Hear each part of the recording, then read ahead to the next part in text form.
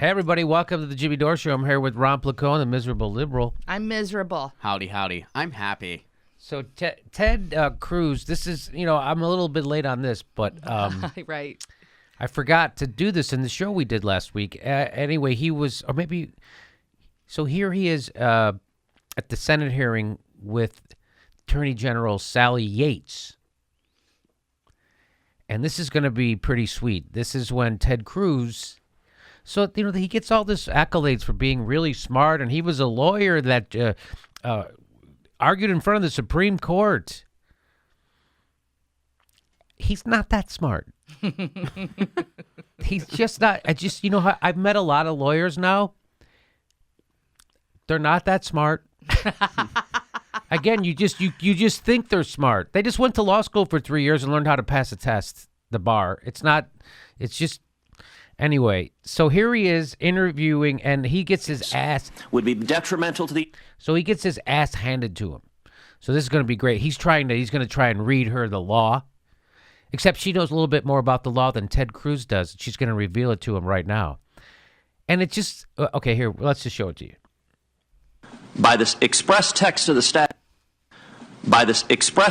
statute, it says, quote, whenever the president finds that the entry of any alien or of any class of aliens into the United States would be detrimental to the interests of the United States, he may, by proclamation and for such period as he shall deem necessary, suspend the entry of all aliens or any class of aliens as immigrants or non-immigrants, or impose on the entry of aliens any restrictions he may deem appropriate. Would you agree that that is broad statutory authorization? Ted Cruz thinks he's got her. He's like, I'm going to read that, bam. Except there's another part to that deals with that same subject that's more recent. So Ted's going to the older statute. Sally Yates knows a little bit more about the law than Ted Cruz does, and she's going to stick it right in his ass.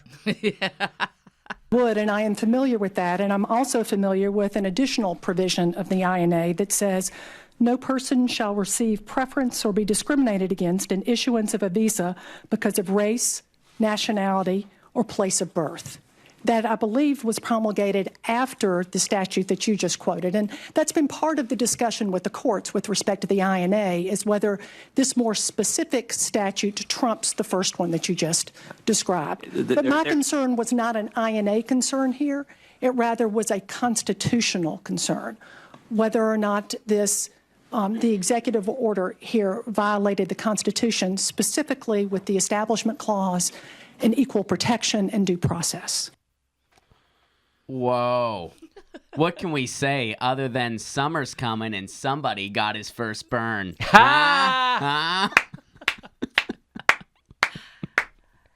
That's a thing of beauty. I'm tempted to rewind it and watch it again, but you can do that if you'd like. That was fantastic. And Ted Cruz. It just goes to show you we give way too much respect to people because they have a degree or they have he's a senator. He is a senator, and I think wasn't he the Solicitor General for Texas? That's how he ended up arguing in front of the Supreme Court. I think it was over sex toys. Ron, I think you have our information on his great work at the Supreme Court. So this is from Mother Jones. The case was actually an important battle concerning privacy and free speech rights. In 2004, companies that owned Austin stores selling sex toys and a retail distributor of such products challenged a Texas law outlawing the sale and promotion of supposedly obscene devices. What? Yeah, under the law, a person who violated the statute could go to jail for up to 2 years. At the time, only 3 states, Mississippi, Alabama, and Virginia, had similar laws. I have a friend that works for a sex toy company, and she said it's just like working anywhere else. You just never want to shake hands with anybody in quality assurance. So they're just doing their thing. Come on, Rod. When we did Comedy and Everything Else was our original podcast we did with Todd Glass. We actually got advertising from Adam and Eve, which they sell all the adult. They call them adult. They call them adult products. Which I love that. I love that idea that they call them adult products. My friend Bill Dwyer has a great joke about that. He says, yeah, I love they call them adult films. There I am in my basement, hiding from my wife, watching a porno with lotion in one hand, Kleenex in the other, my pants at my ankles. Look at me. I'm all grown up. What an adult. Bill Dwyer, gonna have him on the show, friend of the show. So I was like, so that's great. Thanks for getting. So that was one of the things he argued in front of the Supreme Court, trying to keep sex toys illegal. And that just goes against what conservatism is supposed to be about. It's supposed to be about get the government off my back. Now they got him off your back and they put him in your crotch. I wish that rhymed. That would have been better. They got him off your back, put him in your crack. Yeah, just a quick note. He tried to get it to the Supreme Court. He failed at that, though. Oh, he did not get it to the state. Struck it down. He was the one that tried to get it there, and that's why it became such a laughing stock. Because he was like the only one. The rest of them were like, "Yeah, dude, let's just put this in the L column." And he was like, "No, we're gonna keep going." He kind of shot his wad too soon. Yeah. Whoa. He blew his wad. I love that saying. He blew his wad. That's a thing. Okay. Can I say this about this woman Yates? Yeah. Don't you just love her? I do, I guess. I mean, I love her in that instance. Yes. Well, that's the first time I've heard her speak publicly, and it's like she gives me hope about leadership in our government.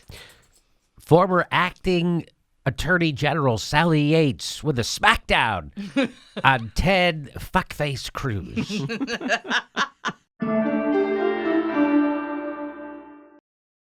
The next live Jimmy Dore show in Burbank, California is May 22nd.